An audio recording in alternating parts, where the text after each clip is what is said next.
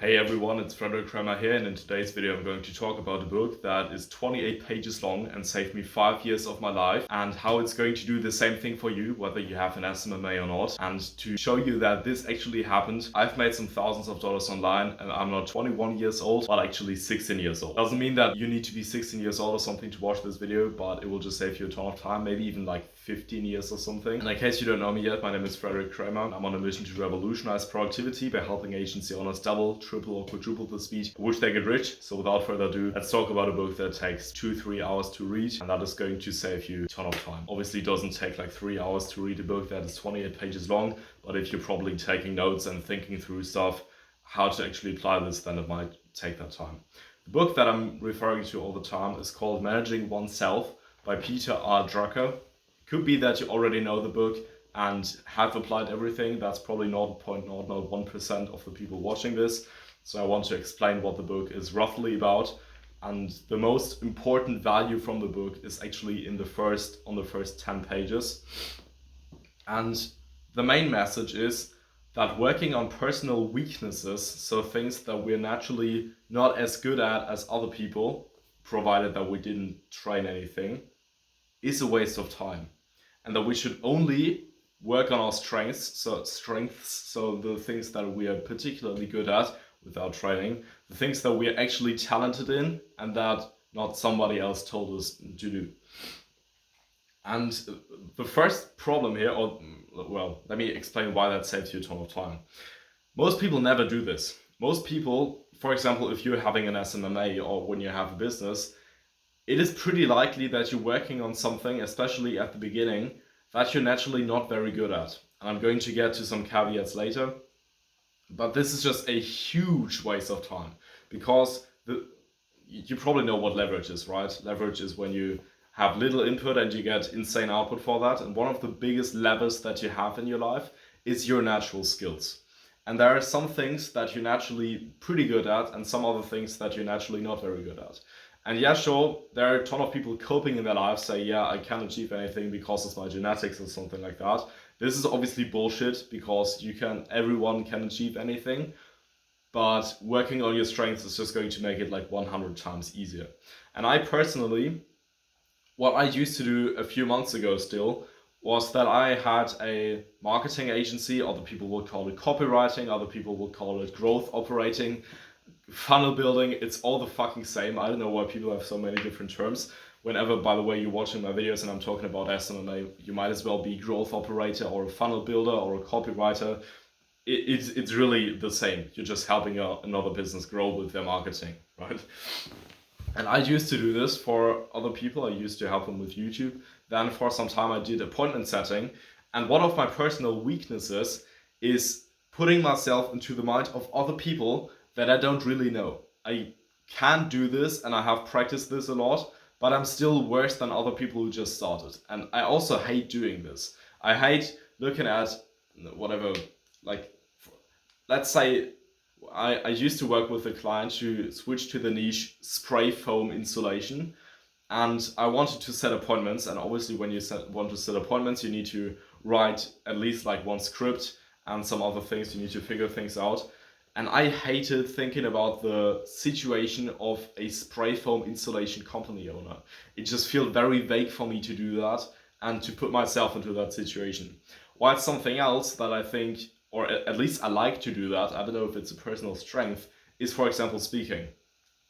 And I have some years of practicing that. I started making videos consistently when I was 14 years old and had some breaks in between, but I think I'm a lot better than most people at 16 years old are, and better, well, than many people are that have done this for like an effective 1 year. And I like doing that.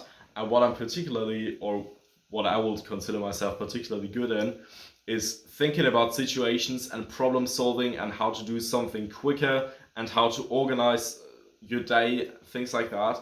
That is something that I really liked.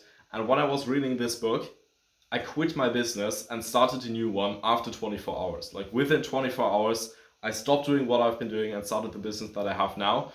And the only problem that I see from that is that I'm obviously helping people in an SMMA, but I haven't made like 10, 20, like 100K per month in that business, that's the only problem. And I honestly don't think that it would have been worth it to spend like 2, 3, 4 years to scale my own agency to like 100K per month until I'm gratified or like qualified by some random people that think that this is 100% important to help these people with their daily routines, their operations, and other ways of solving problems, because that is something that I like.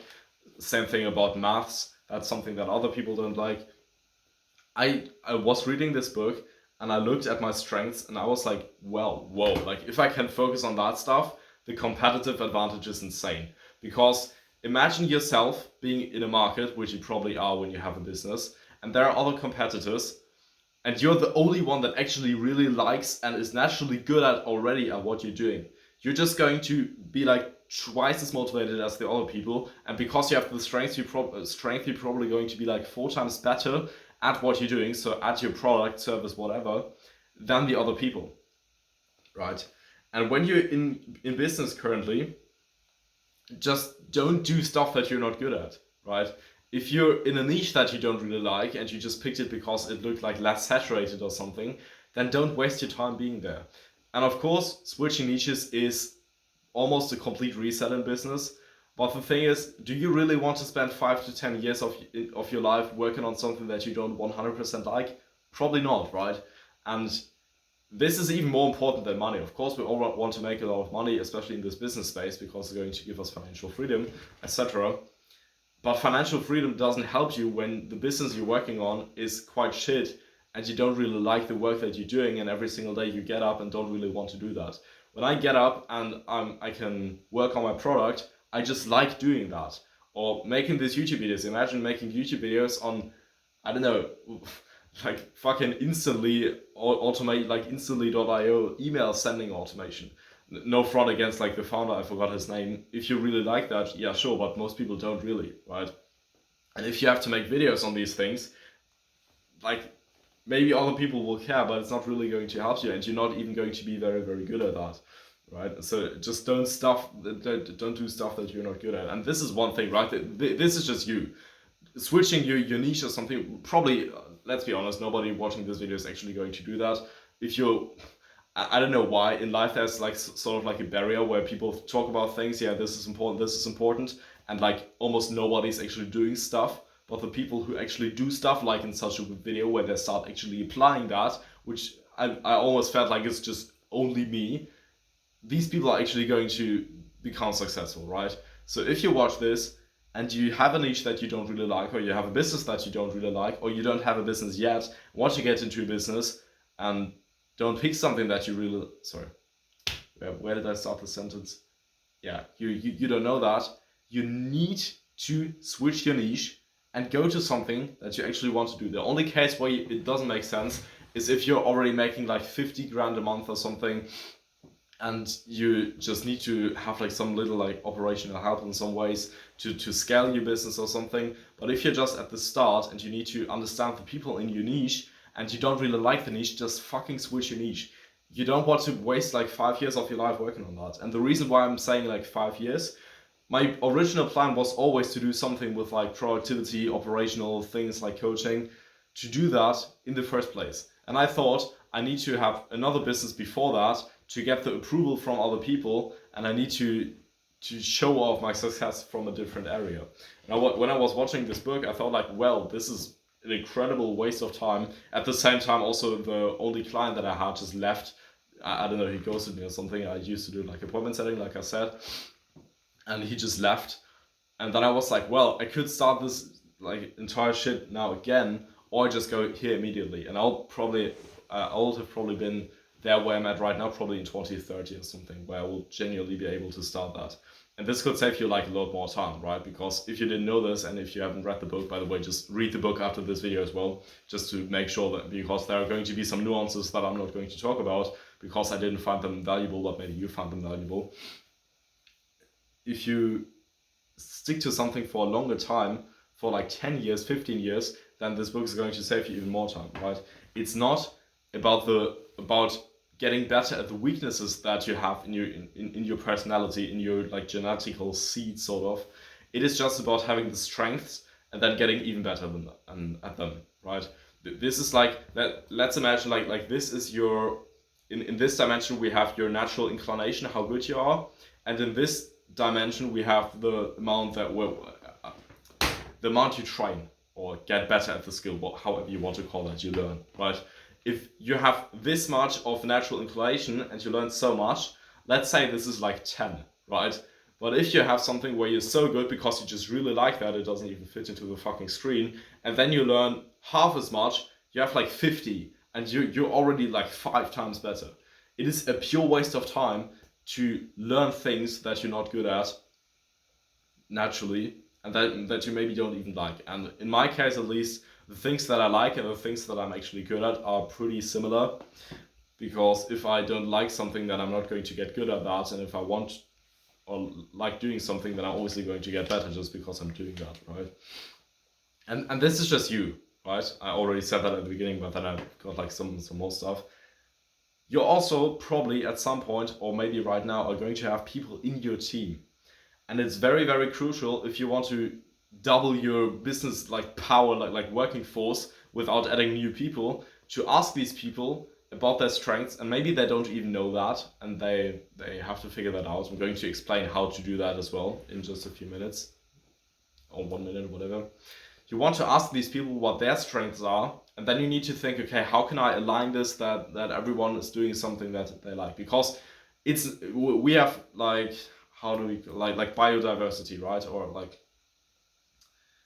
what's that called? Like, I don't know the word for that in English, but you probably know this like curve, right? Like everyone is different, and everyone has like different natural inclinations, and obviously like if there are like a billion people, then like probably there are going to be a few hundred of them that all have like the same inclination. But if you have like random like 10 people, they're probably all going to be good at quite a few different things. You want to think of how can you leverage their strengths as well, because that's going to not only have an effect for you as the CEO probably, but also on other people. And by the way, if you're a person that doesn't like making decisions, but you like finding information, then you being happy alive might actually to be the operations manager or something of someone else, or the like not the actual CEO of a business, but just like the, I don't know how you call it, like the partner, right? Not the person that's actually making the decisions, but the person that can observe everything and explain the situation for another person to make the decision. Maybe you're a person that just likes to make decisions, but you don't like really analyzing something very thoroughly, then you're probably rather in the CEO role. And there are a lot of nuances there that are explained in the book as well, but this is going to save you a ton of time, because you're not going to spend years of your life or months of your life working on something that you're not very good at with this leverage, when you can work on something with this leverage, right? Now, we have a few caveats, right? When you're starting a business, then you don't have a team, and you have to do everything in a way. And you probably have to send outreach, or you have to do cold calling, or you have to do something else. You just have to go through this phase. If you don't have like a high ticket business and you want to do something else, I honestly think high ticket info is the best online business that you can have. But maybe you want to have an offline business or something, brick and mortar business, then at the beginning stage you need to go through things. And this is why the growth of a business is so exponential, because at the beginning you just have to go like through some stuff that you might not be very good at. Maybe you're quite introverted and don't like talking to so many people, then you're going to have it a bit harder at sales than other people. Of course, you can learn it and you can transform your character, but your natural inclination and what you really like to do is just going to stand in the way for you more than for other people that are naturally more extroverted. So at the beginning, you just need to do some things, and the only way where you can apply that is by just having a business that you like in the first place. And if you have a marketing agency, or you have some like I said, like some synonym of that business right now, and you don't really like running that business, you're not actually passionate about marketing, just don't waste your life. Like, do something else that you actually like to do, maybe for other businesses, for other people, because it will just waste so much of your time, right? Or if a certain part of your service is something that you are not very good at, but you think the people are maybe going to find that valuable, try to find some different way of service, right? Or some different thing that you can offer for people if you still want to do B2B to help them make more money, that you are actually a bit better at, right? So for example, when I used to do copywriting, what I wanted to do is to take a look at their funnel, and I wanted to help them write their VSLs and to make their page instead of write like some random emails or sales pages, right? I wanted to focus on VSLs and things like that because I like that a bit more. It's incredibly important that you look at that. This is the first caveat. If you don't have a team and you're just the only person, then obviously, you need to do that. But the second thing is, if you have a goal where you want to get to, and the only way to get there, like the only way, is to do something where you're naturally not that good at, well, then you probably still have to do that, right? So, for example, when you want to get a business to 8 figures, like I want, then you probably want to have a personal brand at some point. And maybe you're a person that doesn't really like speaking too much, or you're maybe afraid right now of making YouTube videos because you don't like hate comments from some stupid people that don't have anything better to do than watching videos and then commenting below them. Hello, if anyone is here right now. Then but you really need to have this personal brand, or you deeply desire to have a personal brand, then you obviously still have to do that. But unless you have a very, very big goal, and the only way to get there is to do something, or the only ways to get there are things that you don't really have the natural inclination for to get good at them and to like them, then you need to do them. And the other case is where you just don't have a team. And you need to get through this beginning stage of your business, but you just only need to get through there once.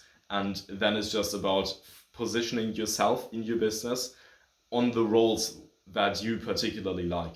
And that is why it is crucial that your niche or your service delivery, because at the end of the day, product is the most important thing in business, because if you have a good product, you can have an insane offer where people think, whoa, this is valuable, and you're also going to be better at selling, whether that's on a sales call or on a sales page.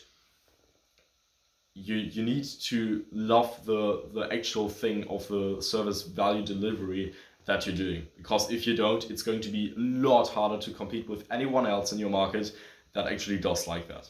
Okay, I think I've driven this point home enough. By the way, if you have an agency and you want to scale that, but at the end of each day you feel like you could have done 10 times more, there's a link in the description where you can check out how I can help you beyond these videos. It doesn't matter to me really if you click that or not. What matters to me is that your time is being saved. Thanks for watching to the end, mate.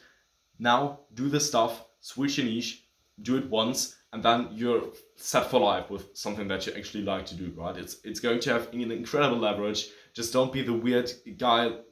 Maybe I should say, just don't be the pussy that just doesn't want to do something because you're lazy right now. Just do the stuff, change your life, adapt your life in a way where your strengths are actually being used the most. Read this book. It's going to take you 3 hours and it's going to save you a ton of time. Just do this, because if you don't, somebody else is going to get the money that you want and the life that you want because they did it and you didn't. Okay. Thanks for watching to the end, mate, and I'll see you on the next one. Bye.